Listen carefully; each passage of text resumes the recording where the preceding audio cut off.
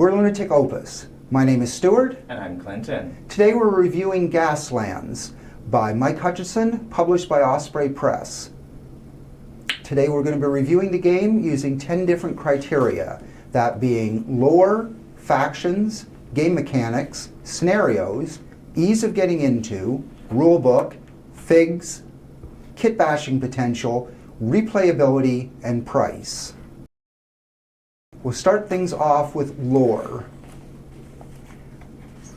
I found the lore of this game is basically that mankind has gone, it's an alternate timeline, mankind has gone to Mars, settled, and Mars has managed to take over Earth in a brief war. In order to keep the population in order, they run Gaslands, which is a televised blood sport of automobiles armed with various guns, doing death races and other assorted scenarios. I found the lore a little on the light side. I gave it a 4 out of 10. It's not that there's anything particularly wrong with it, just the whole Mars has taken over Earth didn't appeal to me all that personally. What do you think, Clint? I actually gave it much higher. I gave it an 8. I've seen the whole, Earth goes and colonizes Mars. Mars ends up coming back and invading Earth in a few other bits of fiction. The biggest reason I like it is it's not just Mad Max. It's not just we ran out of gas and there was an apocalypse or something. It's different and a lot more detailed in some ways, which I thought was interesting. I thought it was a especially unique take, so I gave it an 8. Okay, fair enough. You want to talk about factions? Sure. So in Gaslands, we have several different factions. The factions basically, some other games will use clans, or it's kind of like a class, really. Each one has its own different bits of lore. It has very different gameplay mechanics.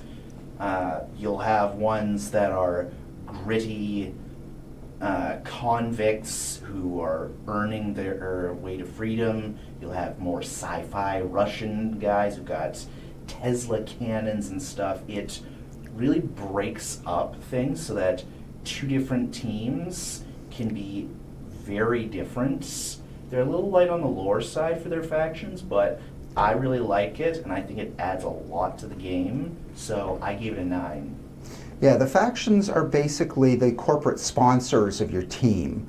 And while, yeah, there is a fair number of them, there's a fair amount of variety, I'm not 100%, I haven't played all of them, of course, but I'm not convinced that they're all 100% balanced, which brought the score down a little bit for me. I gave it a 6. Fair enough.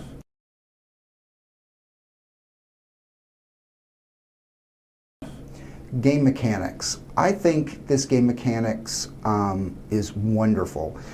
It works in a system. You choose your car, you choose a template that you want to move it at, you lay it down in front of your car, you potentially usually roll some dice to determine specials, and then you move your car to the end of the movement gauge.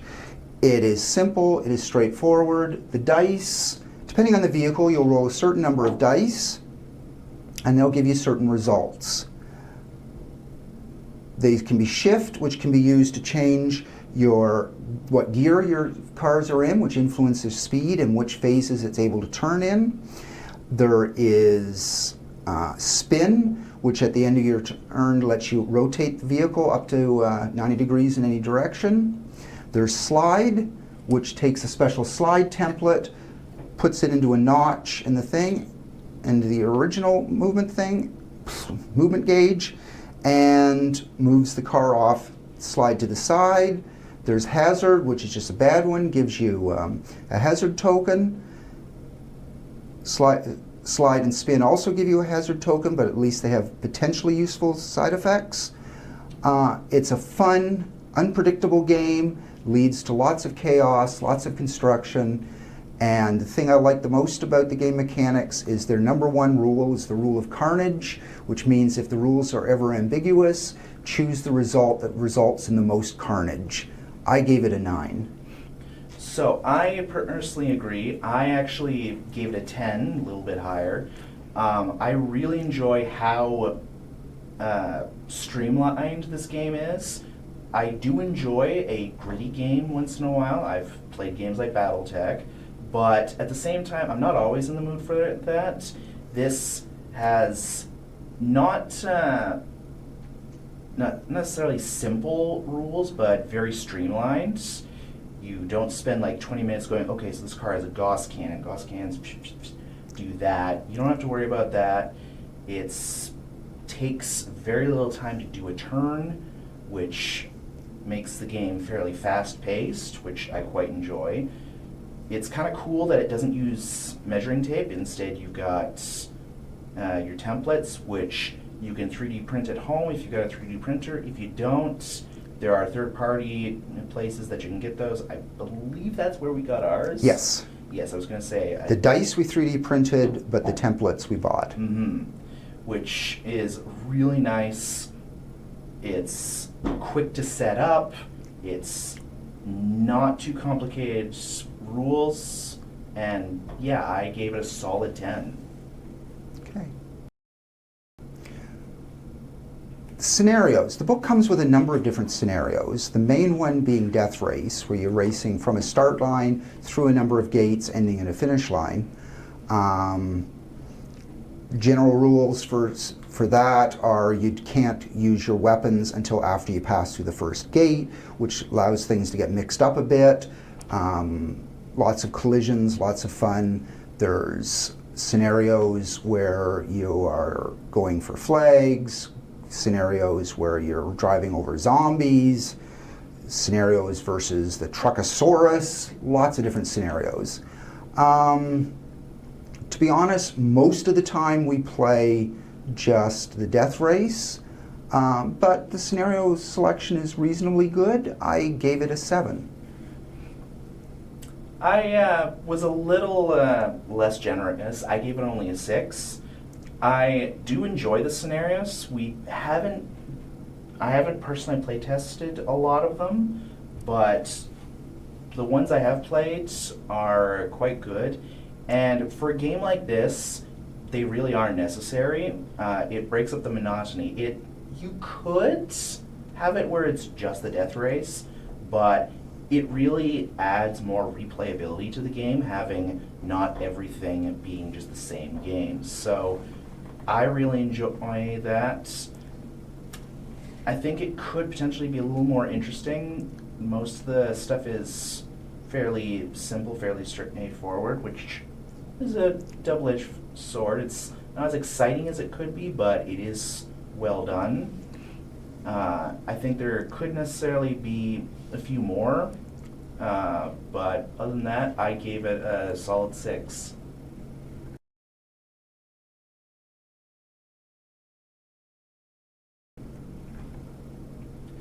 So for ease of getting into, this game is really easy to get into. All you really need is the rulebook. You can get a digital copy or a physical copy.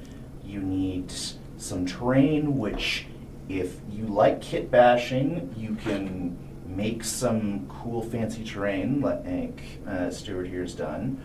Or you can just grab random stuff. You can use a plastic toy dinosaur or whatever. For the cars, they even... We'll talk about this more when we're talking about figs and kit bashing ability, but literally in the rules they say that you can go ahead and raid your kid's toy car collection, which is both funny and true. The game's not super complicated, so it's quick to teach, and you mostly just throw some stuff down. If you're gonna do a long-term campaign type thing, it can be a little slower to get involved because you gotta set up your team and everything. But this very much is a game that you could have a friend over, and if you've got a pre-built team for them, just go, hey, you wanna play this cool game with me, and it'll take like 5 minutes tops to set up, similar amount of time to teach them rules. So I gave it a 9. I agree with what you said. This game is really easy to get into. Basically, all you need, like you said, a little bit of terrain, some Matchbox or Hot Wheels cars, set of templates, set of dice. You need the custom dice. You can theoretically play with standard D6 and just convert them, but it's worth a little bit of money or some 3D printing to make specific dice. You do need some regular D6 just for attacks, and other than that, that's all you need. It is really, really easy to get into. I gave it a 9.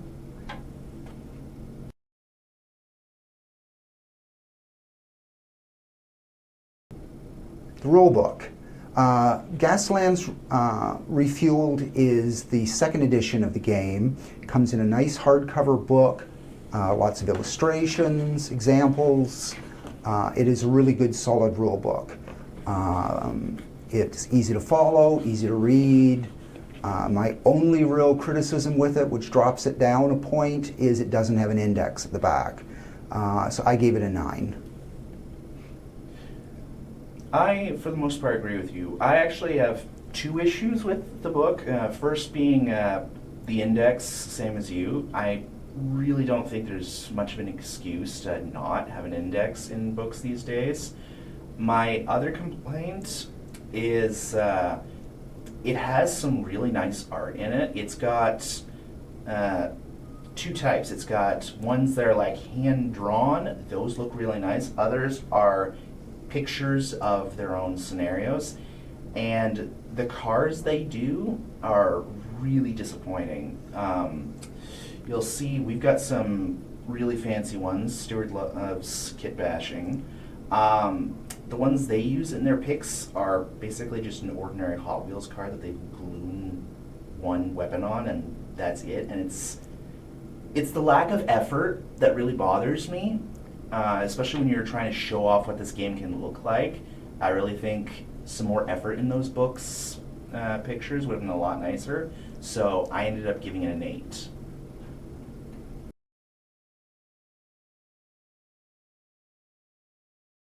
So for the figs, technically the game doesn't have figs, at least no standard ones.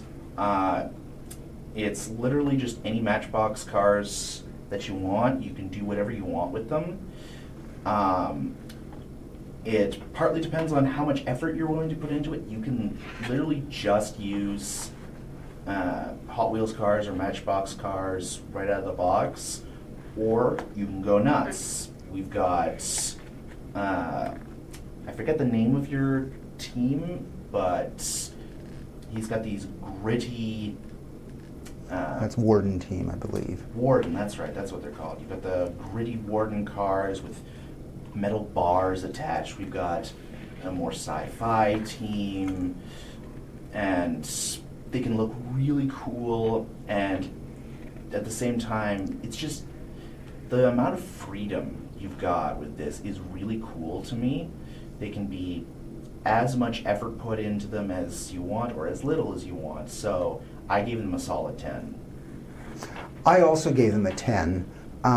The figs, like I said, any Matchbox or Hot Wheels car works. You can kit bash the things, which we'll talk about in a little bit. They are fun to put together. You can go online and see lots of beautiful conversions. Yeah, solid 10.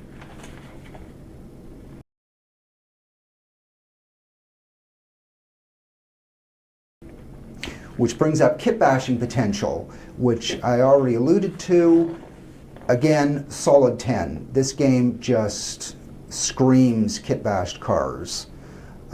Without any official miniatures for it, everything is kit bashed. And like there are people that have done dozens and dozens and dozens of cars, more than I doubt they will ever play, just because they're fun to kit bash. I very much agree. Like I said, it's very free in what you can do. You can go absolutely nuts. And yeah, if you want to look up some kit bashing for this game, there are some really cool looking cars.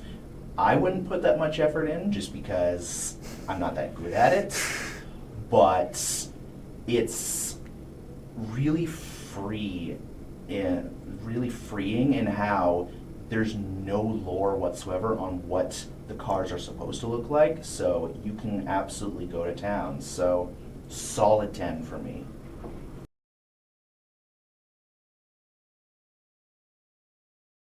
So for replayability, I gave this game a solid 10. With the amount of options you have for it, with different factions, meaning you can have completely different teams, with it having different scenarios, you can play completely different. It means every individual game, as well as every individual campaign, can be completely different from one another. So I think this game has a lot of replayability to it. So absolute solid 10 for me. I agree with you for the most part. I gave it an 8. I think it has got quite a bit of replayability. I don't think it's quite as good as you put it out to be. And again, it just boils down to the game's a little on the simpler side, which is great, but I question whether or not long-term it gets a little tired. But still, an 8's a solid number. Mm-hmm.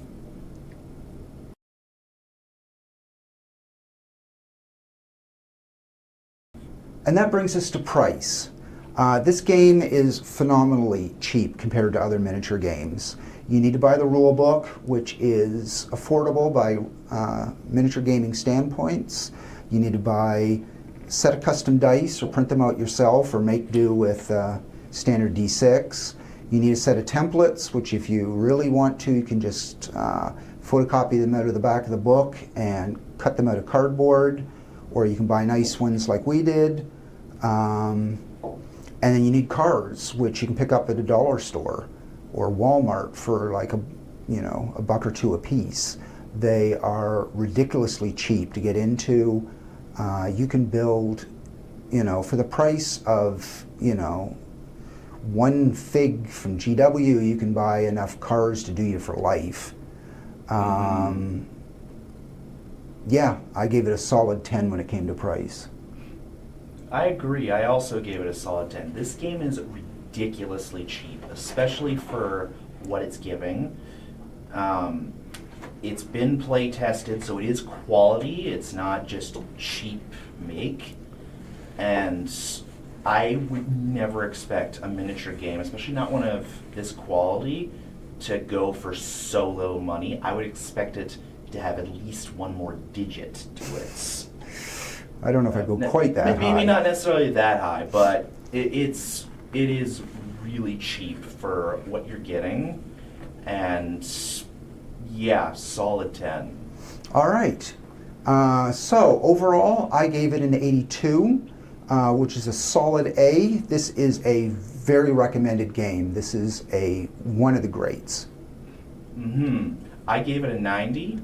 So it really is one of the greats. It's especially good because the rules aren't too complicated and it's not very expensive. I would say this is probably one of the best miniature games that you could get if you're new to miniature gaming. This is a game that doesn't require a huge price tag. It's not super complicated. It's great for getting your feet wet in the whole genre of gaming in that way.